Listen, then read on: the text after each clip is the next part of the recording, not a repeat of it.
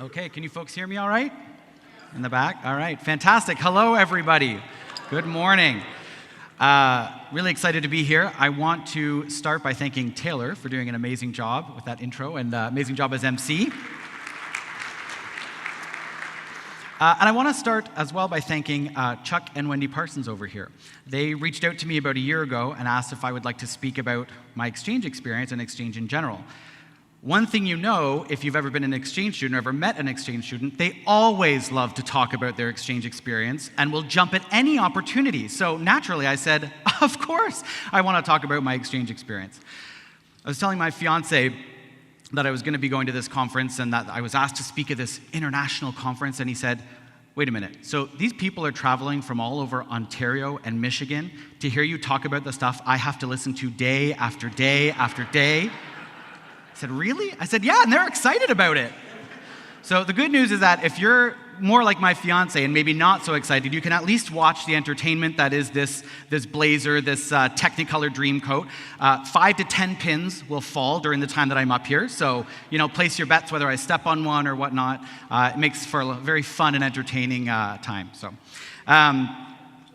what I want to do, I set a goal for myself today with this presentation. I said, you know what, I'm going to try to convince 5 clubs between the 2 districts to get involved in youth exchange. All right? That's my goal today. So hopefully I'm convincing enough, persuasive enough. I don't work in sales, but we'll find out if I should, because I want you folks to see the value and the benefit that can come to your club and your community through having youth exchange. Okay? Do you think I can do it? All right. Midi, I should have done separate the room, get them to get really excited. I wasn't prepared, man. You threw me off, but anyway, I think I can do it too, so here we go. All right, got to figure out how to go next here. All right, so I think to start this story off, you probably want to know a little bit about who I am. But in order to know who I am, it's probably good to know who I was. Well, that dignified creature over there was a clueless 14-year-old Kirk Langford. Didn't really know much about the world, kind of thought I had everything figured out. Who has a teenager that thinks they have the world figured out, despite your best efforts to tell them otherwise? Well, that was me. But I had these cousins, these older cousins, who would magically disappear for, about a year at a time. And they'd come back, first of all, really weird. And second of all, they were speaking gibberish, languages that I think were made up, like Finnish or Portuguese, right? I figured maybe they'd gotten their letter to Hogwarts, maybe they'd found the magic cupboard to get to Narnia. I didn't know. And then, of course, they let me know, oh, this is Rotary Youth Exchange. There were 4 of those cousins, and of course, being the shy and introverted student that I was, once I got to be 16, they said, hey, you're outgoing, you like to talk, you're social, you're going to go on exchange. Okay, cool. So I applied and was accepted, and I ended up spending a year in Itabuna, Bahia, Brazil, which was really amazing. So that's where my Rotary journey started, was thanks to my cousins promoting exchange for me. Not a great idea to send a really white kid who hates the heat to the very north of Brazil, where it doesn't get below 20 degrees all year. This was my first Rotary meeting, and although my legs are blocked, what you can't see is that I was wearing jeans and sweating profusely, because I came down all ready to go, and I was in shorts, and my host dad, who's not pictured there, said, no, Kiki, jean. You have to wear jean. And I went, no, melt, I will melt. You can't do this to me.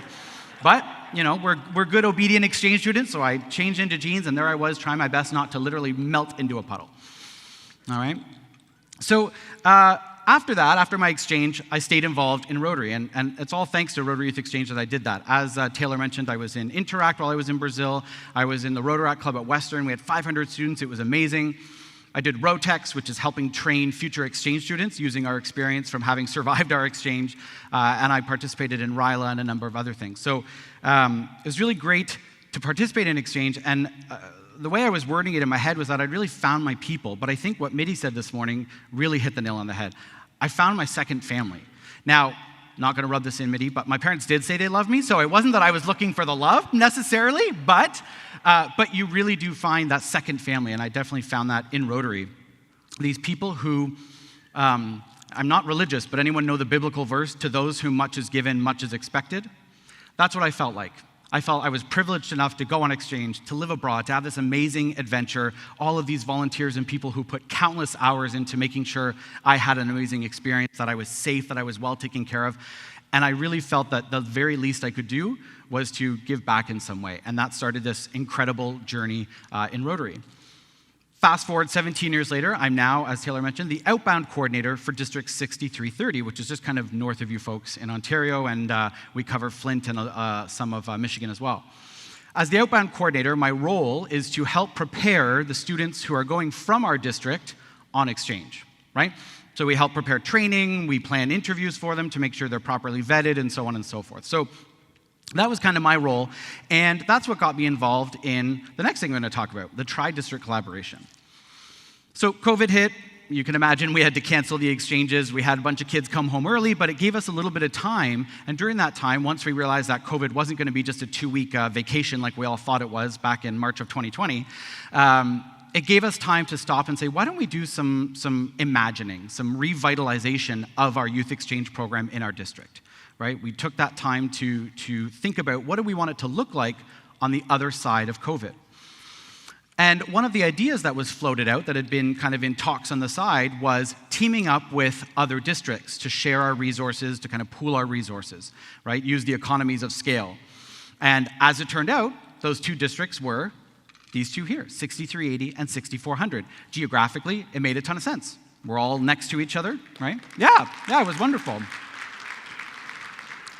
So we had lots of meetings internally in our district. Is this something we want to do? We got to work with other people that aren't from our district. What if they're weird? What if we don't get along? But we also had some wonderful meetings with the other districts to see what could this look like and where do we want to start. So we decided to start with outbound interviews and outbound student training.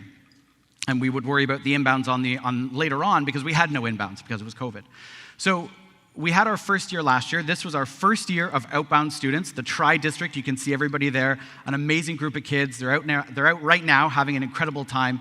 And our first year was awesome. It was so great. We took such an open-minded approach, the 3 districts. Each of us had activities or things that we really liked about our program, but we were all, for the most part, willing to say, let's give stuff a try. Going back to what Mitty said, experiment. The worst we can do is try it out. And if we find, we should have actually done your district's activity for culture shock, we'll do it next year. We'll try it out, right? And so we had a really experimentation-minded approach, which was a really good way to see whether this was going to work. All right? We're now going into our second year, and it's been amazing. One of the cool things about it is that as one district, we have 2 in-person conferences before the kids go to the Grand Rapids conference in Grand Rapids, Michigan. That's the big honcho conference that we do.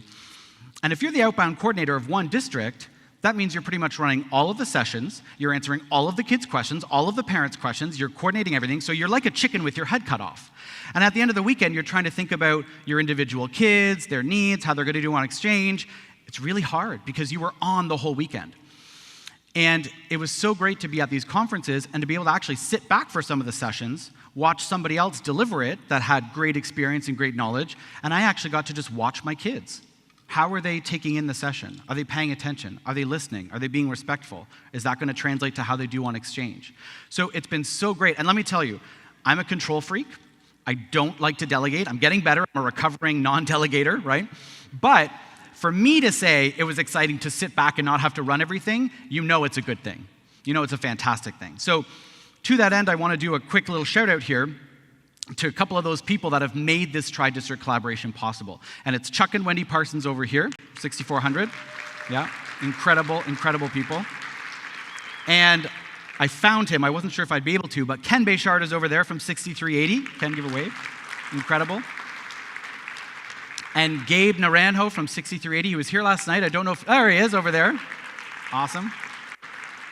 And I think she's still here, but Patty Griffith, is she out in the audience somewhere? I don't see a hand. Oh, there she is at the back. Thank you. These incredible people, it's one thing to run your own district program, and it's kind of nice in some ways because you get into this nice pattern. We give the same presentations every year, kind of get smooth. We disrupted everything. We changed everything. We all had to relearn all this stuff that we hadn't had to think about for years. So it's been a lot of work for all of us, but I think we've all found that it's really worth the while, and it's been really exciting. And I think what's most exciting about it is that by joining forces, we are preparing these students like no other. I would firmly believe that we have some of the best training for youth exchange students in the world. Right? Now, the math professor out there might go, how can you prove it? How do you know? You can't just say that. And it's true, I can't. But what I can tell you is that we have a student in Germany, and with the Rotary Youth Exchange Program, one of the things the students are required to do is send us monthly reports, right? To see how they're doing, just check in, make sure they're doing all right. So I got a report from one of our students in Germany in October. She said, Kirk, I get it. I'm realizing why you put us through so much training. There's a Peruvian student here with me. He's going through culture shock, but he doesn't even know that he's going through culture shock because he never got trained on what culture shock is. But I'm seeing all the symptoms, I'm remembering everything you told us, and I'm seeing you're going through culture shock, man. So don't worry, I'm doing great, and I'm coaching him on how to get through his culture shock. Yeah, it's incredible. And then she also added, oh, and by the way, you know what his training consisted of? This is bad to say. A one-day barbecue where they said, just don't get sent home. Have a great year. So I feel very confident that we have some of the best training in the entire world when it comes to Rotary Youth Exchange. And that is a huge thing that we can all be proud of in this tri-district collaboration. Yeah. So let's get down a little bit more to the details. The tri-district is great, but you're all going, you're supposed to convince me and my club to do youth exchange, so talk to me about that. Well, I could probably list 100,000 reasons, but I don't need to. I'm going to pick just a couple and let it spiral from there. One of the terrible things about being invited to come to the conference early, I'm going to throw Wendy and Chuck under the bus for this, is you get your presentation all ready, you think it's great, it's not going to change, it's going to be exactly as is, and then you talk to this person who had a great youth exchange experience, and you talk to this person who had a great youth exchange experience, and you're going, well, I got to add that, oh, and I got to add that, oh, and I'm going to add a note about that as well. And by the end you go, they're only giving me 30 minutes. I don't need them to pull out the shepherd's hook and kind of pull me off. So the cool thing about this is that if after you're done talking to me, you're still not entirely convinced, I already know that there are a number of people out there that fully support youth exchange and can tell you why it's well worth the investment of time and energy for your club, all right? But I'm going to give you a couple reasons and we can start there. So why should you care? Well, one of the first things is that it goes from being a Rotary club to a fan club, okay? What do I mean by that? Well, first of all, it connects you to the great wide world of Rotary.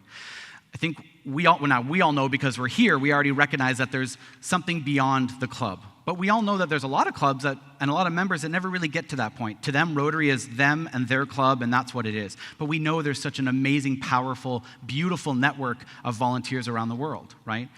Rotary Youth Exchange is an amazing introduction to that network. And it's only thanks to that network that the program can even exist, because of thousands of volunteers making connections, building bridges, and building trust. So the first thing is it just opens your eyes as a club and as members within a club to, wow, there's a big world out there. I know clubs that started with Youth Exchange, and that's what got them going, what's this global grants thing about? All because of the connection of, wait, there's something bigger here that we can tap into being part of Rotary. Right? So that's one reason. Second one, raise your hand. I know we heard Tom's awesome speech about membership last night. So raise your hand if your club has more than enough members, you do not want to grow, and you don't want to accept any new members. Raise your hand. In the back? Anyone? No? Oh, okay. Okay. So we're all in agreement that we like having more members. We like bringing people in. Okay. Raise your hand if you work in sales or have worked in sales in some capacity. Okay. Oh, good. Lots of salespeople here. Oh, you're all going to judge me to see if I can convince you by the end of this. Oh, man. Okay. Let me ask the salespeople in the audience a question. Is it easier to convert or get a returning customer to buy again, or a brand new customer that you have to educate on your product, convince that you're the best one? Raise your hand if you think the new customer is easier. Sorry, just going to check the back. Oh, okay. Raise your hand if you think that returning customer is probably a lot easier to convert. You got it. Guess what? Rotary Youth Exchange students have bought the product, they love the product, and they want more of the product, right? You've got this pool of people that are going, I friggin' love Rotary. I love what they did for me. I love the adventure they sent me on. It changed my life, right? All we have to do is ask them. All we have to do is reach out and say, come back to Rotary. Come back and join us. Come back and be around us, right? So it's an amazing membership driver. It's an amazing membership tool. When we think about, weekend RILA programs and stuff, the kind of downfall is that they're amazing programs, but I think in a lot of cases, if you ask that student 10 years later, oh, that leadership program you did at that university, who was that? Oh, I don't know, it was a cool leadership program. It was great, but I don't necessarily know the organization. There's a loss of connection there. But I can tell you there's not too many Rotary Youth Exchange students that forget that it was a Rotary Youth Exchange program they went on. Just this past Tuesday, I was at a local high school, helping one of our inbound students with a presentation. She said, Kirk, I can do the stuff about how great exchange is, but if you ask me any logistics, I'm out. So can you come help me? I said, yeah, no problem. So I showed up there, and I meet the guidance counselor that she was connected with. Well, of course, the guidance counselor went on a Rotary Youth Exchange in 1989. So when she heard that Nanda was a Rotary student, she sought Nanda out and said, I want you to do a presentation about Rotary Youth Exchange because I know how much it impacted my life. 1989, and she has not forgotten. Think of what you can remember from 1989, those of you that were around, right? She remembered Rotary Youth Exchange, right? It sticks. It's got stickiness, and we like that, right? The other thing is it's really high impact. When we think of youth exchange, we often think of the student, right? We think Roma came back, and she speaks Brazilian Portuguese now. She's so cultured. She's amazing. And we think it's all about Roma's transformation as a person on exchange, right? What we forget about is the ripple effect that youth exchange has. We forget about the inbound host families that are impacted by youth exchange. We forget about the outbound families who may never end up being host families, but are still so strongly impacted by their son or daughter going on exchange. Before I went on exchange, my dad literally said this to me, I don't understand why anyone feels the need to leave Middlesex County. I kid you not. It's got everything you need. Shopping, movie theater, restaurants, farming, parks, pool. Why would you leave Middlesex County? People spend all this money to make their house the perfect house, and the second they have a chance, they're on vacation. Why? Stay at home. It's great. We had this conversation before I went on exchange. We come back from exchange. I convinced them to host an exchange student. Ruben from Venezuela became the third son that he never had. Incredible. We still call him every Christmas. My dad, our family sent him money so he could buy some stuff for his son when he was born. And there's my dad 3 months in going, how much do you think plane tickets to Venezuela are? And I'm like, you realize the airport's outside of the county, so don't know how that's going to work if you want to make that happen, but okay. So it transforms entire families. My family hosted 8 exchange students after that. My mom is about to retire and is going to become a Rotarian. So there's a huge transformation that we forget about. There's a huge ripple effect that we don't want to lose sight of when we're thinking of the power of youth exchange. It's not just about that kid that's being sent abroad or the kid that we're bringing into our club, right? And I think that's a really important piece to remember. Okay, so I want to just to wrap up here, I want to kind of go back to talking a little bit about myself and sort of my life thanks to Rotary Youth Exchange and the impact it's had on me. First of all, so not a super flattering photo per se, but there it is. This was at our conference just last weekend. This was our second youth outbound training conference. We were talking about resilience. We trained the kids on a bunch of stuff. Ambassadorship, diplomacy, culture shock, homesickness, travel safety, resilience. And so this was one of the sessions that we were doing. And I thought, you know what? Again, not my best angle. I don't know if I have a best angle after that, but this to me is what I love doing in exchange, helping those exchange students really open their minds to how cool exchange is going to be and what they're going to learn. All right?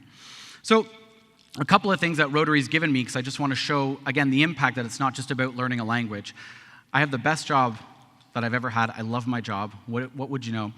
I'm at a district discon myself a couple of years ago, giving a speech, and a couple of weeks later I get a message from my now boss saying, hey, I run a leadership training company. Do you want to work for me?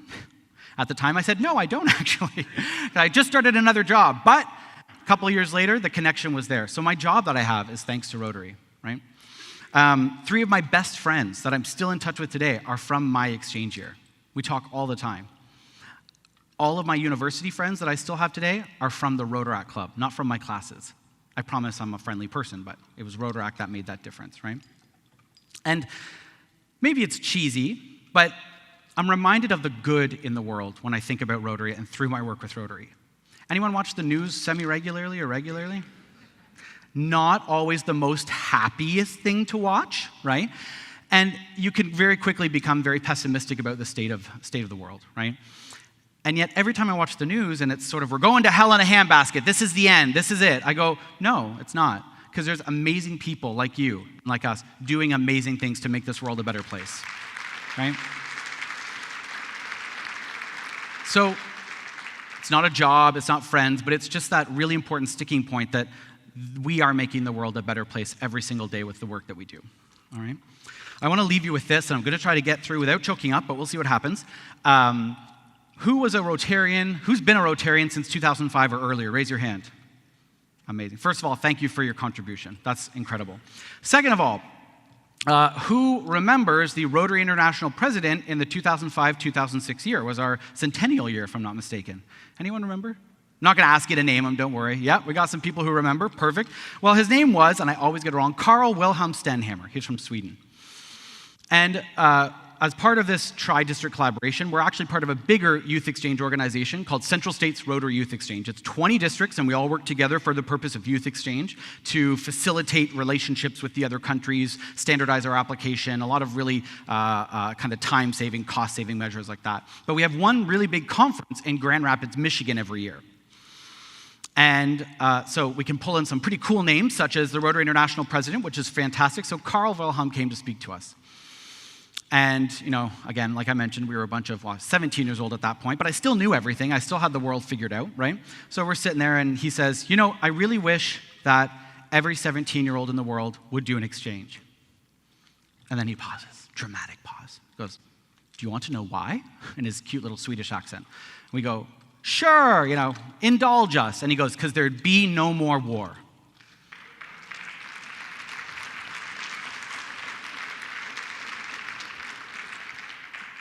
He didn't get a round of applause when he said that. He got silence. And then he had to go, do you want to know why I think that? We were a tough audience, apparently. So he said, there'll be no more war. Do you want to know why? And he said, because you can't shoot your best friend. And at the time, as a stupid 17-year-old, I said, that's kind of weird. Okay, good job. See you later. Kind of, got really deep there for a minute. Didn't really get what he meant, to be honest. I mean, I get it. World peace, great, it's awesome. But didn't really connect the dots.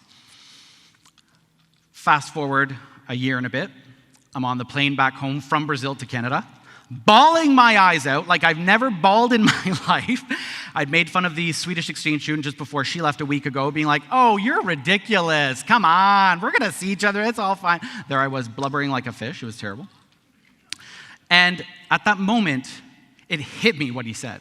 It hit me what he meant. When I was living in Brazil, my best friend, so actually let me step back. Grade 10 history in Canada, we studied World War II. We learned that we were the good guys, we won, and those were the bad guys, the Japanese, the Italians, and the Germans, right? Good guys and bad guys. I'm not saying it's my teacher's fault, but that's very much the way it's taught. Well, wouldn't you know it, my best friend when I lived in Brazil, a German. And it clicked. You could have handed me a gun and said, do this for your country. But if he was on the other end, I would have said, absolutely not. And that's the power of Rotary Youth Exchange, right? That's the impact that this program has. Yeah.